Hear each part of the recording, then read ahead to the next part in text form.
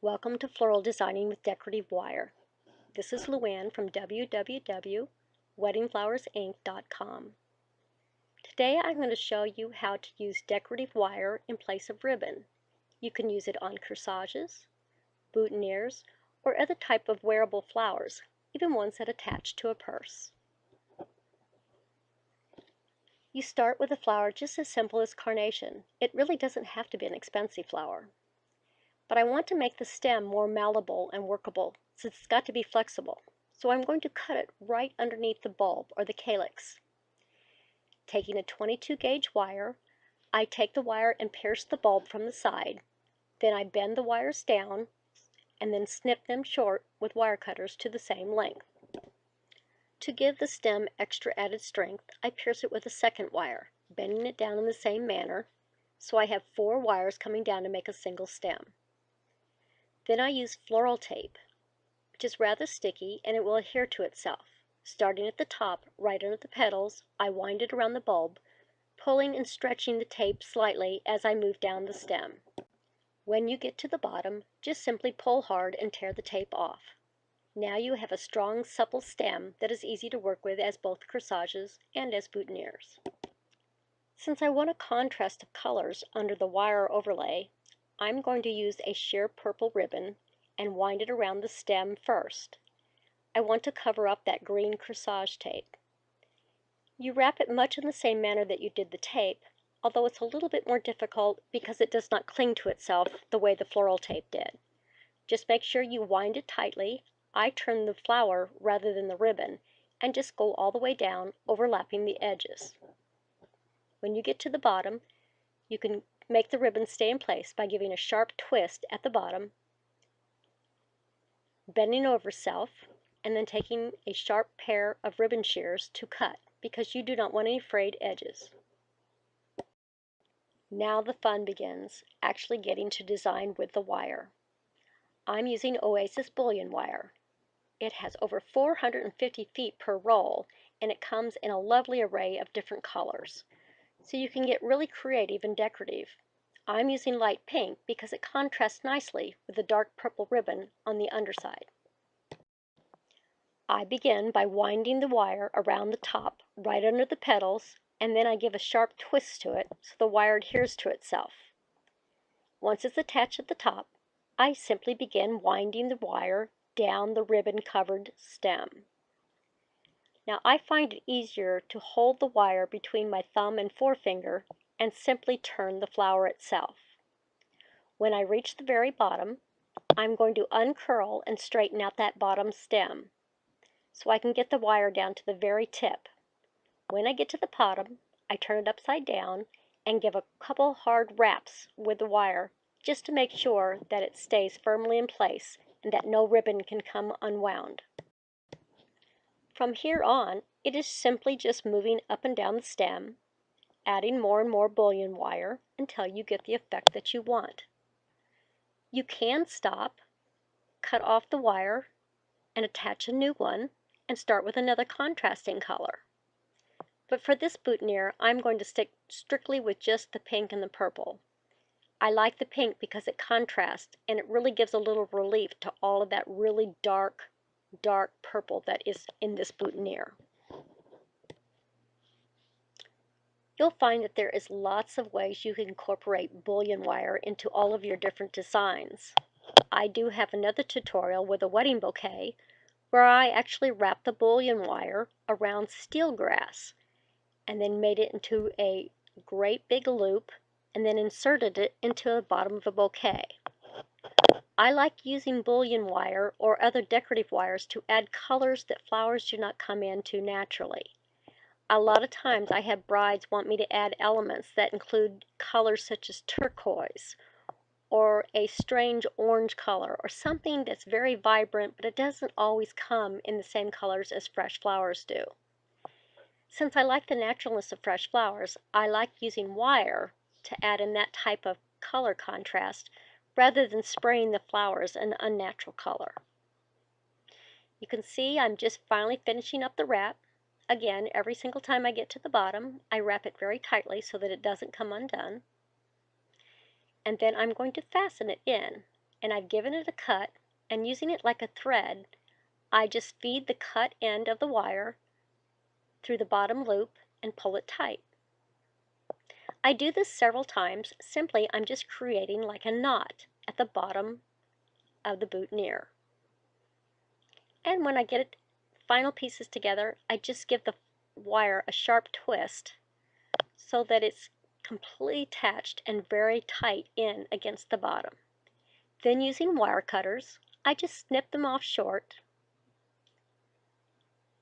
and then I use the tip of the wire cutters to turn it inward so there is no sharp wires showing at the bottom.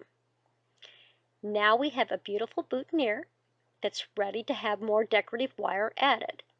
And at this time I'm going to use decorative aluminum wire. This is much thicker and it comes in beautiful colors, and I love incorporating it into my flower designs. I do have other tutorials using this for boutonnieres as well. Now, because this wire is so malleable, and that means it's easy to work with your fingers and get the shapes that you want, I love experimenting. You can see here I'm just using very tiny cylinder flashlights simply because I want that diameter to be the size that I curl the wire around. I have two different sizes. I wrap the top one first, and you see I got nice perfect circles that way. And then I just slide the wires down so they're next to each other, and I have a decorative curl up at the top. Now I'm going to use the bigger cylinder, and again I just tightly purl that wire all the way around and then slide it off, and now I have another curl. This is where the fun part comes in. You get to be designer. You get to make your own shapes. You can follow what I've done here or choose a different pattern for yourself. When you cut off the ends, make sure you give yourself a generous amount.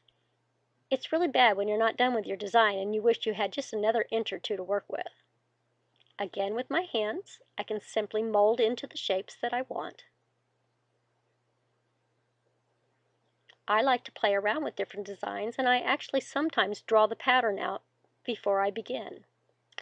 Now, I've got two separate pieces of cut wire, so I'm going to wind some of the crimped bullion wire around to hold these two in place, because I don't want them sliding apart after I get them exactly the way that I want them. Now again, it's fine to let your mechanics show, because remember, the crimped bullion wire is already part of the design, and I will be using the bullion wire to actually attach the flowers to this decorative armature. I continue wrapping more bullion wire, working my way down until I've got the two pieces of wire completely attached and they will not come apart now. I finish off this wire the same way I did down the tape stem. Just twist it around and make a knot when you get it where you want it. Now I'm actually going to attach this wire armature to the boutonniere itself. And I simply do that by just wrapping it on tightly with the bullion wire. This is where it's so much fun. You can be creative, you can use contrasting colors, or you can use complementary colors like I did with this pink and purple. Now again, I want it thoroughly tight. I don't want the armature to slip in any way because I'm going to be twisting on it later to get it exactly in the shape that I want. Sometimes I give the flowers a little twirl around just so it tightens against itself. I continue wrapping using the bullion wire until I'm satisfied that I have the effect that I want. As I finish up with my bullion wire, you'll notice that I hold the wire tightly between my thumb and my forefinger, and I actually turn the flowers instead. What this does is it tightens up the twist against the flower stem. I give a couple sharp twists with my thumb and finger, and I cut it short, making sure I twist in the cut ends so that it can't catch on fabric or fingers. Now with all this twisting around, I've kind of lost the curl to my malleable wire. So I just rewound it around that small pencil flashlight again. If you don't have flashlights like this available, you can always buy wooden dowel rods in various diameters and use them to twist your wire around. I have reached a point where I now have to just simply finish up by bending the wire with my fingers. Even though the wire is very strong, it's very easy to shape, and I just gently pull it and twist it until I have the armature exactly the way that I want it. Once I'm finally happy with my armature, and I have it all molded into the shape I want, I use needle nose pliers to take the cut ends and twist them hard so I drive them into the bulb of the flower. I want to make sure that no sharp edges remain to catch on either fabric or fingers. Now that I'm finished with the basic wire armature, I'm going to give a little attention to the detail of the loops at the top. Using the same needle nose pliers, I grab the end of the tiny loop at the top and I give it a sharp twist. What I want to do is make sure that no sharp cut edges show and that I have a very tight spiral up at the top on those first two loops that I made. Once I'm finished with the top loops and I'm satisfied the way that they look, I'm going to take a look at my wire armature as a whole. I like the look from the front angle, and when I turn it over and look at the back, there are no sharp edges or anything to catch on fabric. Now I'm going to add my last design element, which is colored corsage pins. You will have to shorten pins to use both in corsages or boutonnieres, so please take the caution of wearing safety glasses to protect your eyes and have a stiff block of styrofoam that you can bury the pin shank into before cutting it with your heavy wire cutters. The shortened pins will then go easily into either the boutonniere or corsage stem. I take each shortened pin and I insert them in an upward manner into the bulb of the flower. Take care that the sharp ends are concealed inside of the flower stem. You don't want them coming out the back side of the flower so that it can catch on either fabric or skin. As you get closer to the bottom of the corsage or the boutonniere, the shanks may still be a little too long and poke out the back side of the boutonniere. Since these are sharp points, you want to take care to turn it over and check for any sharp points coming out the back. If they are, take your wire cutters and give them a sharp snip, making sure that you point it down so you don't have a pointed edge going off in any wild direction. Once you are satisfied that all your pins are secure and none of the sharp edges are coming out of the back, you are now finished with your design. I hope this flower designing has inspired you to try decorating with the creative wires that are offered in my store. There are other wires as well, including metallics and the flat wires, so take a little time to take a look and experiment. I did look over on the back side and I took my needle nose pliers and I'm going to flatten out one of the edges of the points just a little bit more. Tighten it down, give it a squeeze, and always keep running your fingers over to make sure there is nothing there to catch.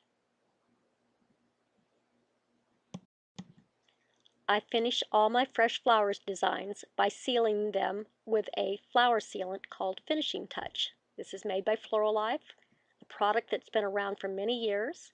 It will extend the life of all of your flowers, especially the cut ones such as corsages and boutonnieres. You can use this same design as a corsage or attach it with wires to a wristlet, such as the shimmer bracelets by Oasis. This same design works as well for corsage, but it also works as a boutonniere. The armature makes a stunning contrast against a black lapel. I've even had mothers of the bride who are wearing strapless gowns that ask me to attach it to a small purse or a handbag. For more step-by-step tutorials, please check out my website. You can find everything from bouquets to corsages to boutonnieres. It's www.weddingflowersinc.com.